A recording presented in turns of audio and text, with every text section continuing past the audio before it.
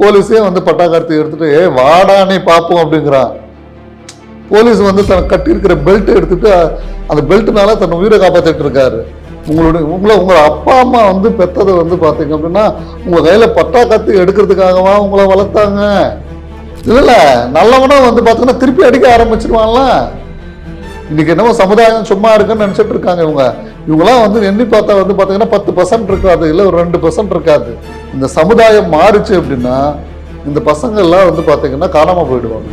பட்டாக்கத்தி தொடர்றவங்களுடைய வாழ்க்கை வந்து பார்த்தீங்க அப்படின்னா பட்டாம்பூச்சிகளுடைய வாழ்க்கை மாதிரி தான். பெரிய பெரிய ரவுடி எல்லாம் என்ன ஆயிருக்கான்றது நிறைய பேருக்கு தெரியும், இல்லை அந்த பசங்களுக்கு தெரியாதா?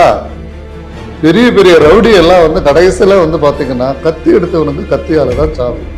சின்ன பசங்க கையில் வந்து பேனாவும் பென்சிலும் பரிச்சட்டையும் புத்தகமும் இருக்க வேண்டிய ஒரு இடத்துல பட்டாக்கத்தி வந்துச்சு அப்படின்னா அவனுடைய முன்னேற்றம் எதுவாக இருக்கும்?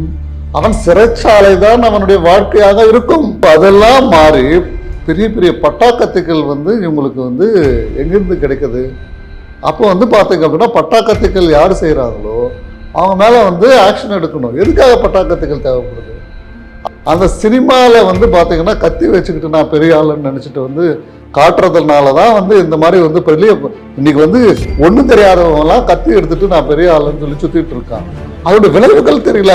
ஆனால் பாவிகளா அவன் சினிமாவில் நடிக்கிறவங்க வந்து 3 மணி நேரத்தில் வந்து அதை கத்தி தூக்கி போட்டுட்டு அவன் பொழப்புக்காக நடிச்சுட்டு போயிடுவான்.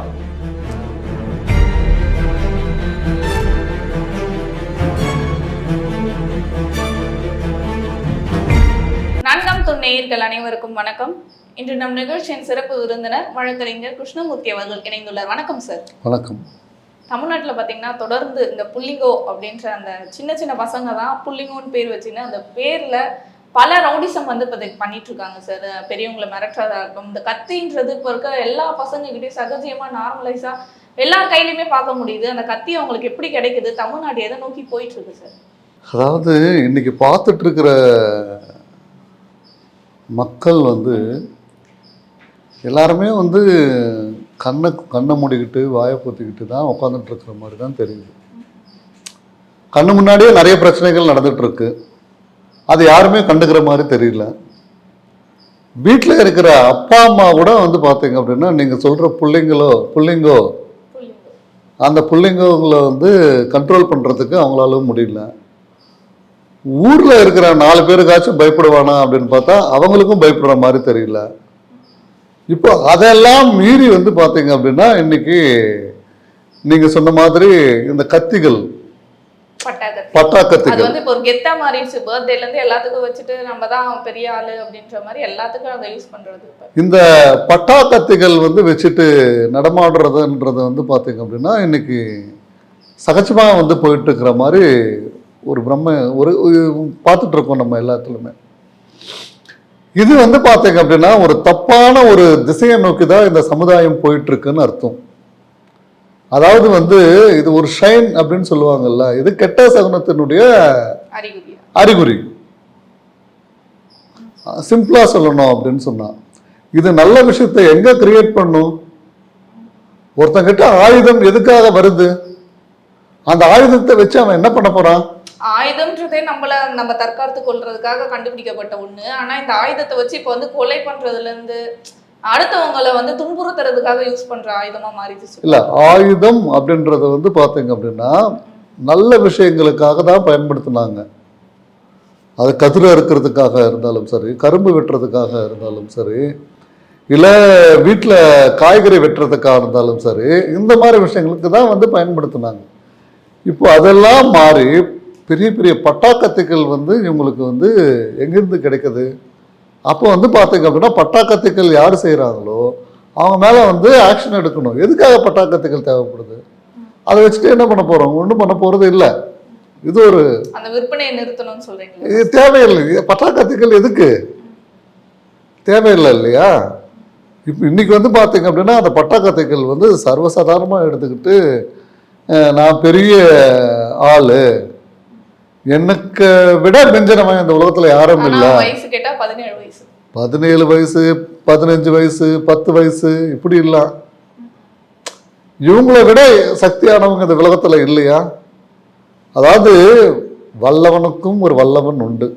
இதுதான் இந்த உலகத்தினுடைய தத்துவம். நீ எவ்வளோ பெரிய பலசாலியாக இருந்தாலும் சரி, நீ எவ்வளோ பெரிய ரவுடியாக இருந்தாலும் சரி, இல்லை நான் தான் நீ எவ்வளோ பெரிய பணக்காரனாக இருந்தாலும் சரி, நீ எந்த விதத்தில் எடுத்துக்கிட்டாலும் உன்னை விட ஒரு பெரிய ஆள் இந்த உலகத்தில் உண்டு. இதுதான் இந்த உலகத்தினுடைய தத்துவம். அதை புரிஞ்சுக்காம நான் தான் பெரிய ஆள், நான் தான் இந்த ஏரியாவில் கெத்து, நான் தான் வந்து இந்த ஊரில் கெத்து, எங்கள் வீட்டில் கெத்து அப்படின்னு சொல்கிறதுல வந்து அர்த்தமில்லாத ஒரு இதுவாக இருக்குது. இது இன்னொரு விஷயம் வந்து பார்த்தீங்க அப்படின்னா ரொம்ப வருத்தம் தரக்கூடிய ஒரு விஷயமாகவும் இருக்குது. நான் வந்து அந்த பிள்ளைங்க கிட்ட வந்து கேட்குறது ஒரே ஒரு விஷயம்தான், ஏப்பா இந்த இந்த மாதிரி கத்திகளை எடுத்துட்டு சுற்றுறதுனாலையோ இல்லை வந்து நான் பெரிய ரவுடின்னு சொல்கிறதுனாலையோ என்ன சாதிக்க போகிறீங்க எதிர்காலத்தில்? என்ன குறிக்கோளோட நீங்கள் வந்து போயிட்டுருக்கீங்க? ஏதாவது குறிக்கோள் இருக்கா? ஒண்ணுமே இல்லையே. முக்கிய அந்த காரணமே வந்து ட்ரெண்ட் ஆகணும், நம்ம ரீல்ஸ் எடுத்து அதை வந்து இன்ஸ்டாகிராம் முதல்ல வந்து பாத்தீங்கன்னா இந்த ரீல்ஸ், இந்த இன்ஸ்டாகிராமு இதெல்லாம் வந்து பாத்தீங்கன்னா ஸ்டோரி போடுமா, இதெல்லாம் வந்து பாத்தீங்க அப்படின்னா அதனால என்ன வந்து கிடைக்க போகுது? நத்திங். அந்த சினிமாட்டிக் நீ என்னதான் இருந்தாலும் சரி, நீங்க சொன்ன அந்த சினிமாட்டிக்கு, அந்த சினிமால வந்து பாத்தீங்கன்னா கத்தி வச்சுக்கிட்டு நான் பெரிய ஆளுன்னு நினைச்சிட்டு வந்து காட்டுறதுனால தான் வந்து இந்த மாதிரி வந்து பெரிய இன்னைக்கு வந்து ஒன்றும் தெரியாதவங்கலாம் கத்தி எடுத்துட்டு நான் பெரிய ஆளுன்னு சொல்லி சுத்திட்டு இருக்கான். அதோட விளைவுகள் தெரியல. ஆனா பாவிகளா அவன் சினிமாவில் நடிக்கிறவன் வந்து 3 மணி நேரத்துல வந்து அதை கத்தி தூக்கி போட்டுட்டு அவன் பொழப்புக்காக நடிச்சுட்டு போயிடுவான். உங்களுடைய வந்து பாத்தீங்க அப்படின்னா நம்ம வந்து பாத்தீங்கன்னா வாழ்க்கை வாழணும், வாழ்க்கையில ஏதாவது சாதிக்கணும், புரியுதுங்களா? ஸோ சினிமாவில் வந்து பார்த்தீங்கன்னா ஒரு நடிப்புக்காக தான் அவங்களே வச்சுக்கிறாங்க, கத்தின்றதை காட்டிக்கிறாங்களே தவிர அதை வந்து இல்லை எப்படி வேணாலும் வச்சுக்கிட்டு போட்டோம். அது சினிமாவில் காட்டுற கத்தி கூட வந்து பார்த்தீங்க அப்படின்னா 3 மணி நேரத்து படம், அது அவ்வளோதான் மறைஞ்சு போயிடுது. சினிமாவில் வந்து பார்த்தீங்க அப்படின்னா நடக்கிறது எல்லாமே வந்து சமுதாயத்தில் ரியாலிட்டிக்காக நடக்குதா? நடக்கிறத நிறைய வித்தியாசம் இருக்கு. அந்த வித்தியாசத்தை இன்னும் புரிஞ்சுக்கல. அதை புரிஞ்சுக்காதனாலதான் இந்த சமுதாயம் இதுல இருக்கிற இளைஞர்கள் இன்னைக்கு தப்பான ஒரு பாதையில வந்து போயிட்டு இருக்காங்க. அது 3 மணி நேரத்துல வந்து முடியக்கூடிய ஒரு படம். ஏன்னா ஃபர்ஸ்ட் எல்லாம் வந்து ஏமாத்த வேணா இருந்தா அவங்க கிட்ட போய் நம்ம கெத்து காட்டலான்னு போயிட்டு அடிக்கிறதா இருக்கட்டும், அதெல்லாம் பண்ணுவாங்க. இப்ப பாத்தீங்கன்னா போலீஸ், காவல்துறையே வந்து கத்தி எடுத்துட்டு போய் துரத்துறதும், குத்த போறதும், அந்த தகாத வார்த்தைகள்ல பேசுறதும், அந்த மாதிரியான செயல்பாடுகள் தான் ஈடுபட ஆரம்பிச்சிருக்காங்க சார்.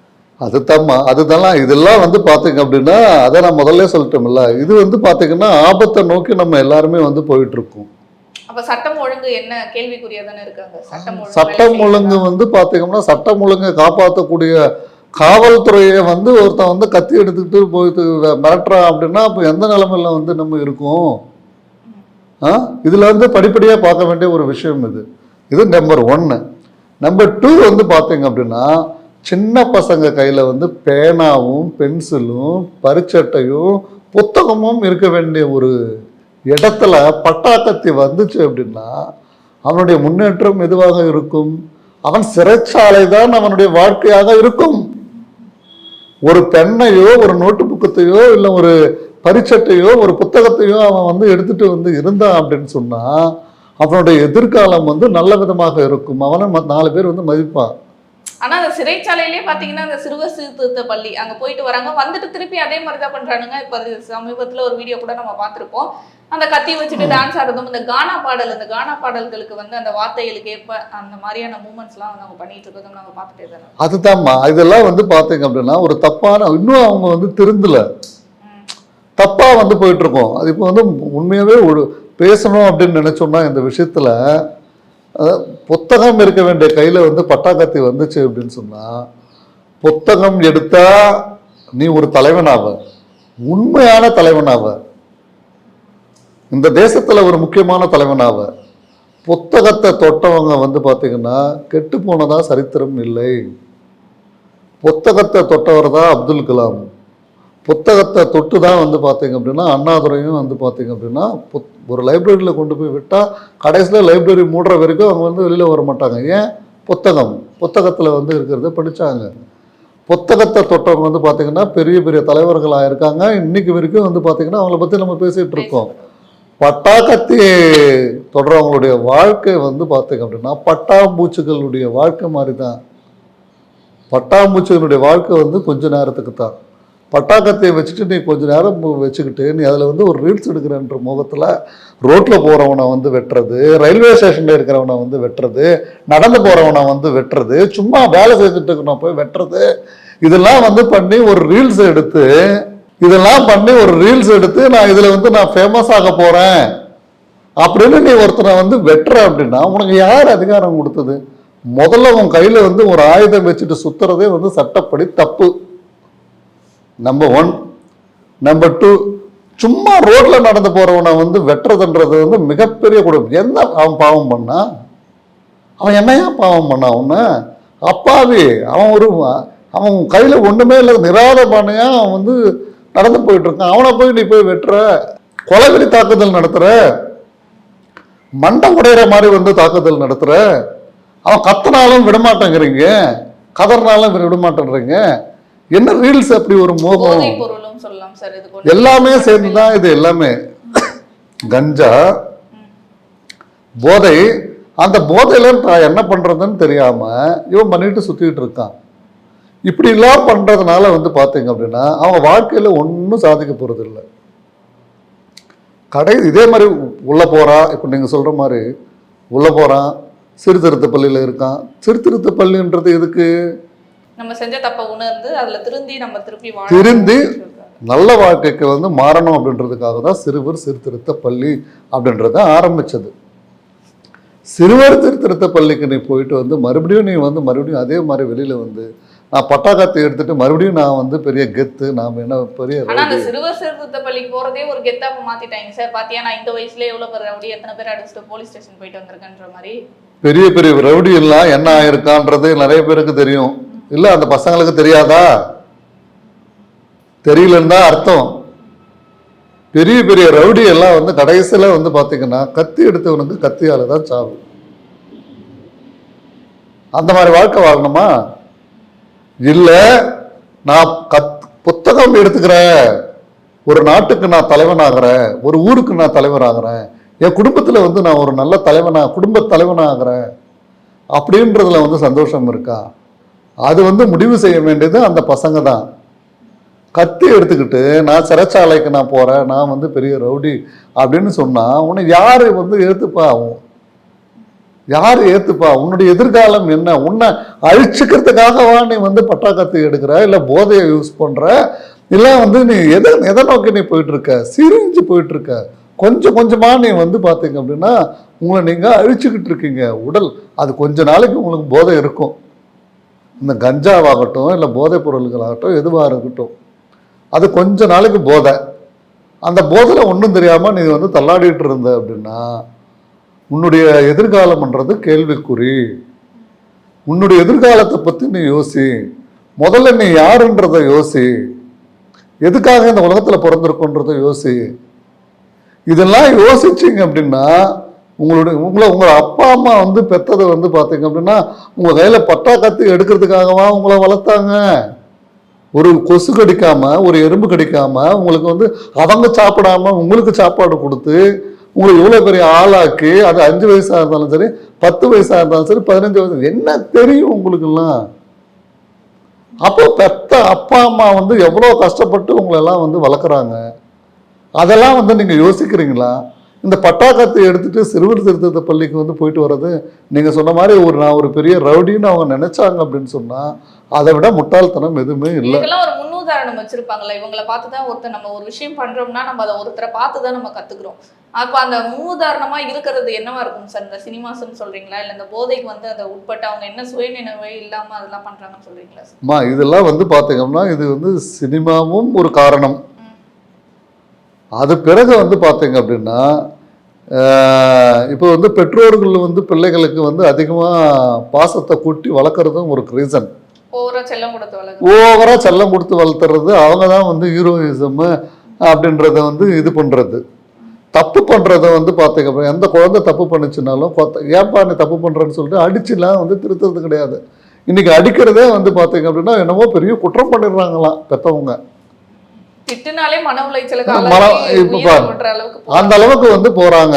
அதாவது வந்து ஒன்று யார் கண்ட்ரோல் பண்ணணும், பெற்றவங்க வந்து பார்த்தீங்கன்னா சின்ன சின்ன தப்புகள் பண்ணும்போது சின்ன சின்னதாக இருக்கும்போதே அது கரெக்ஷன் பண்ணாங்க அப்படின்னா இது கரெக்ஷன் ஆகும். இது பெற்றவங்க மேலேயும் பிரச்சனை இருக்குது.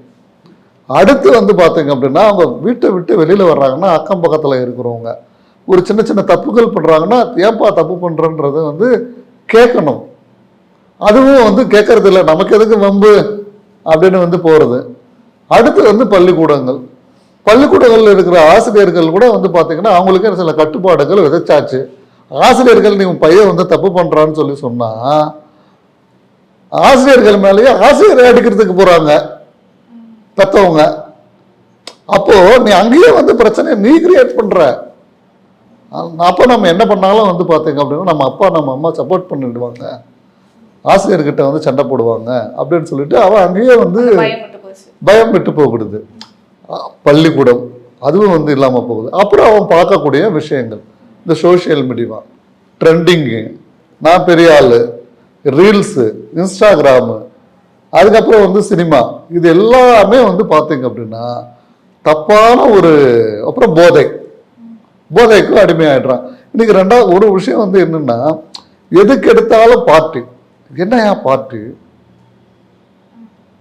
என்ன பார்ட்டி அதாவது வந்து ஒரு பார்ட்டி அப்படின்னு சொன்னா எல்லாரும் கலந்து கொண்டாடுறது தான். இந்த கலந்து கொண்டாடுறதுல மதுவை கொண்டு வந்துடுறாங்க. இப்போ மதுன்றது போச்சு. மது அந்த பிராந்தி பாட்டில் அந்த இது வாங்குறதுக்கு கொஞ்சம் காசு செலவாகுதுன்றதுக்காக கஞ்சாவுக்கு மாறிட்டு தான் ஒரு புள்ளி விவரம் சொல்லுது. கஞ்சா வந்து கம்மியாக கிடைக்குது, சாக்லேட் வந்து கம்மியாக கிடைக்குது, அதுக்காக இப்படி மாறிட்டாங்க அப்படின்னா அது போதையும் ஒரு நாள் ஃபுல்லாக இருக்குது. இந்த சரக்கு வந்து பார்த்திங்கன்னா கொஞ்ச நாளில் வந்து முடிஞ்சு போயிடுது அப்படின்ட்டு இப்போ அதுக்கும் வந்து மாறிட்டாங்க. அதாவது இப்போ வந்து பார்த்தீங்க அப்படின்னா ஆனால் இன்னொரு விஷயம் இருக்குது. கஞ்சாவையோ மதுவையோ தொட்டவன் வந்து பார்த்தீங்க அப்படின்னா அது அவனையும் அழிக்கும், அவனை சார்ந்தவங்களையும் அழிக்கும், எரித்து சாம்பலாக்கிடும். புகையெல்லாம் எதுவாக இருந்தாலும் சரி. ஸோ அவன் அதை உணராமையே வந்து பார்த்தீங்கன்னா நெருப்பை கையில் பிடிச்சிட்டு உட்காந்துருக்கான். தன்னையும் அழிச்சுக்கிட்டு மற்றவங்களையும் அழிக்கிறது ஒரு வாழ்க்கையா. ஸோ இந்த பிள்ளைங்கோ அப்படின்றது வந்து பார்த்தீங்க அப்படின்னா அந்த ஹேர் ஸ்டைலில் வச்சுக்கிட்டு பெரிய இதுவாக சுற்றுறதெல்லாம் வந்து பார்த்தீங்கன்னா சரி இளமை காலம் எத்தனை நாளைக்கு இருக்கும்? ஒரு ஃபார் எக்ஸாம்பிள் வந்து பார்த்தீங்கன்னா டீனேஜ் அப்படின்றது வந்து சொன்னால் ஒரு டீனேஜ்ன்னு சொல்கிறது ஒரு 10 வருஷம் அப்படின்னு வச்சுக்கலாம். அப்புறம் ஒரு 20-25 வயசு. ஆனால் 30 வயசு வரைக்கும் நீ வந்து நான் வாலிப பையன் அப்படின்னு கூட நீ சுற்றிட்டு இருக்கலாம். 35 வயசு மேலே உனக்கு பொண்ணு யார் கொடுப்பான்? நீ லைஃப்பில் எப்படி செட்டில் ஆவ? சரி நீ அதுலேயும் செட்டில் ஆகலைன்னு வச்சுக்கோ. அடுத்து 40 வயசு ஆகிடுது. அப்புறம் உடம்பே உனக்கு ஒத்து உடைக்காது. ஏன்னா நீ கெட்ட ரூட்டில் போயிட்டு இருக்க. போதை கலாச்சாரம் உன்னுடைய ரூட்டு வந்து வேற. சிறுவர் திருத்த பள்ளிக்கு படிக்க வேண்டிய நேரத்தில் வந்து படிக்காமல் போயிடுவேன். ஆனால் வந்து உன்னை எங்கே வேலைக்கும் சேர்த்துக்க மாட்டாங்க, சம்பாதியத்துக்கும் இடம் கிடைக்காது. அப்புறம் நீ வந்து தப்பான ரூட்லேயே போயிட்டு இருப்ப. சரி ஒரு நாளைக்கு சும்மா இருக்கலாமா? இப்போ நீ உன்னை வந்து கத்தி எடுத்துகிட்டு வந்து ஒரு நாளைக்கு வந்து மிரட்டி ஒருத்தங்கிட்ட வந்து பிடிக்கிறான்னு வச்சுக்கோங்களேன். எத்தனை நாளைக்கு அவனும் வந்து சும்மா உட்காந்துருப்பான்? திருப்பி அவனும் அதை பண்ண ஆரம்பிச்சிருவான். இல்லை நல்லவனும் வந்து பார்த்தீங்கன்னா திருப்பி அடிக்க ஆரம்பிச்சிருவான்ல. இன்னைக்கு என்னவோ சமுதாயம் சும்மா இருக்குன்னு நினச்சிட்டு இருக்காங்க இவங்களாம் வந்து எண்ணி பார்த்தா வந்து பார்த்தீங்கன்னா 10% இருக்காது, இல்லை ஒரு 2% இருக்காது. இந்த ரவுடி ஜாம் பண்ணிக்கிட்டு பெரிய பட்டாக்கத்துக்கள் இருக்குது. இந்த சமுதாயம் மாறுச்சு அப்படின்னா இந்த பசங்கள்லாம் வந்து பார்த்தீங்கன்னா காணாமல் போயிடுவாங்க. அப்போ இதுக்கு தண்டனைன்றது ஒன்று இருக்குல்ல சார், அந்த தண்டனை கடுமையாக்கப்பட்டா இந்த தப்புகள்ன்றது குறைய வாய்ப்பு இருக்குல்ல, அந்த பயம்ன்றது ஒன்று ஏற்படும். தண்டனைகள் வந்து கொடுத்துட்டு தான் இருக்காங்கம்மா. நீங்கள் சொல்கிற மாதிரி வந்து பார்த்தீங்கன்னா சிறுவர் திருத்த பள்ளிகளில் எல்லா அறிவுரைகள் சொல்லிட்டு தான் இருக்காங்க. வெளியில் வந்த பிறகு மறுபடியும் ஆரம்பிச்சிடுறான், மறுபடியும் சின்ன சின்ன தப்புகள் ஆரம்பிக்கிறான். போலீஸு வந்து பார்த்தீங்க அப்படின்னா அதை வந்து பிடிக்க போகும்போது வந்து பார்த்தீங்கன்னா இவன் கீழே விழுந்துடுறது, இல்லை காலை உடச்சிக்கிறது, கையை உடச்சிக்கிறது. போலீஸெல்லாம் இப்போ சுட்டு பிடிக்க ஆரம்பிச்சிட்டாங்க. இப்போ முந்தா நேற்று கூட வந்து பார்த்தீங்க அப்படின்னா நேற்றுன்னு நினைக்கிறேன் திருப்பூரில் போலீஸே வந்து பட்டாக்காரத்தை எடுத்துகிட்டு வாடா நீ பார்ப்போம் அப்படிங்கிறான். போலீஸ் வந்து தன் கட்டியிருக்கிற பெல்ட்டை எடுத்துகிட்டு அந்த பெல்ட்னால தன் உயிரை காப்பாத்திட்டு இருக்காரு. தற்காப்புக்காக வந்து போலீஸ் வந்து துப்பாக்கி எடுத்து சுட்டுச்சுன்னா என்ன ஆகும்? சட்டத்துல இடம் இருக்கு. நீ கத்தி வச்சுட்டு இருக்க, அவன் துப்பாக்கி எடுத்து சுட்டுருவான் போலீஸ். அப்போ என்ன ஆவ? ஒன்றுத்துக்கும் கிடையாது.